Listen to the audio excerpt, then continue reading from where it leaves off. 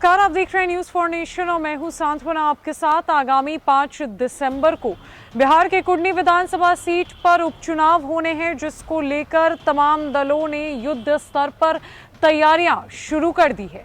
ऐसे में वोटों का बिखराव कुडनी उपचुनाव को लेकर देखा जा रहा है, जहां पर तमाम दलों ने अपने प्रत्याशियों को मैदान में उतारकर जातीय समीकरण को साधने की कोशिश भी की है। अब दिल्ली से लेकर पटना तक कुडनी उपचुनाव के प्रचार प्रसार की रणनीति तैयार की जा रही है। इस उपचुनाव पर राजनीति की जा रही है। पूरे बिहार की राजनीति की जो नजरें हैं वो कुडनी में होने वाले उपचुनाव के तरफ है, जहां दलों को ये भी कहा गया है कि किसी भी वर्ग के खिलाफ एक भी शब्द जो है वो नहीं बोलना है। कोई भी ऐसा बयान नहीं देना है जिससे कोई वर्ग नाराज हो जाए। जहां एक तरफ बीजेपी ने अपने प्रत्याशी का ऐलान करते हुए केदार प्रसाद गुप्ता, जो कि वैश्य जाति से आते हैं, उन्हें मैदान में उतारा है, तो वहीं महागठबंधन ने खुद अपनी सीट का त्याग करते हुए आरजेडी ने जदयू को इस चुनावी मैदान में उतारकर 3 बार के विधायक रहे और बिहार के पूर्व लघु जल संसाधन मंत्री मनोज कुशवाहा को मैदान में उतार दिया है। लेकिन वहीं दूसरी तरफ बीजेपी की 80 सदस्यों वाली एक टीम बनकर तैयार है, तो वहीं 2 दिसंबर को मुख्यमंत्री नीतीश कुमार कुडनी जाने की होड़ में लगे हुए हैं। अब देखना यह है कि कुडनी में होने वाले इस उपचुनाव में क्या कुछ रणनीति सेट की जाती है, क्योंकि यहीं से साल 2024 में होने वाले लोकसभा के चुनाव और साल 2025 में होने वाले विधानसभा के चुनाव की राजनीति सेट होने वाली है।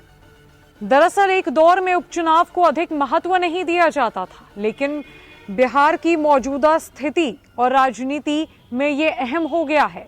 उपचुनाव को सत्ता और विपक्ष शक्ति प्रदर्शन और लिटमस टेस्ट के रूप में ले रहे हैं।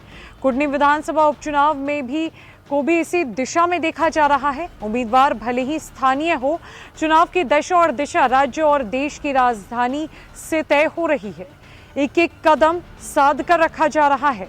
इसका उदाहरण है कि नामांकन के अंतिम दिन 13 प्रत्याशियों ने नामांकन दाखिल किया था। ये प्रत्याशी सही मायने में उतारे गए थे। इसका अंदाजा इसी बात से लगाया जा सकता है कि इनका नामांकन अफरा तफरी में हुआ।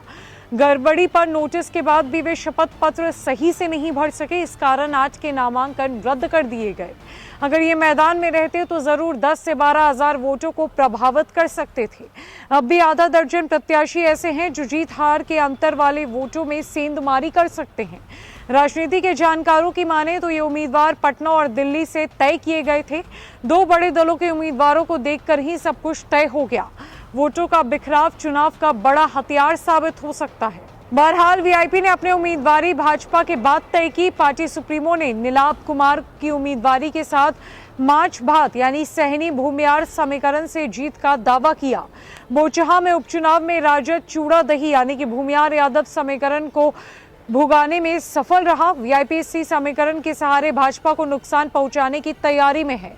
दूसरी ओर भाजपा इस बार मट्ठा भी फूक फूक कर पी रही है।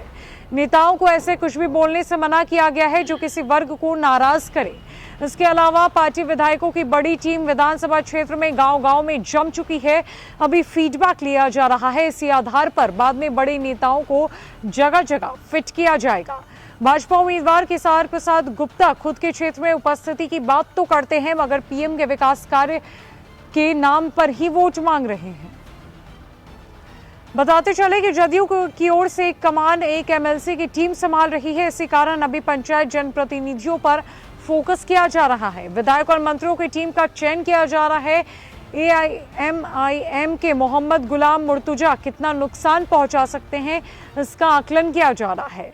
उनकी धार को कम करने के लिए स्थानीय मुस्लिम नेताओं को लगाया गया है। इसमें से एक जदयू उम्मीदवार मनोज कुमार कुशवाहा के करीबी है। ये चीजें पार्टी नेतृत्व के स्तर से तय हो रहे हैं। माना जा रहा है कि अंत समय तक उम्मीदवारों से अधिक पटना और दिल्ली की ही धमक सुनाई देगी।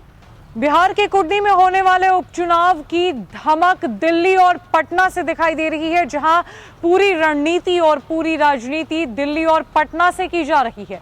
जहां एक तरफ बीजेपी के नेताओं को शीर्ष नेतृत्व से ये खास ऑर्डर मिला है कि वो ऐसा कोई भी बयान ना दे, वो ऐसी कोई बातें ना कहे जिससे कोई खास वर्ग नाराज हो जाए, तो वहीं जदयू अपने मुस्लिम कार्ड को खेलने में लगा हुआ है। हालांकि देखना तो यह है कि 5 दिसंबर को जब मतदान के बाद आगामी 8 दिसंबर को मतगणना होती है तो इस वर्चस्व की लड़ाई में जीत किसकी होती है।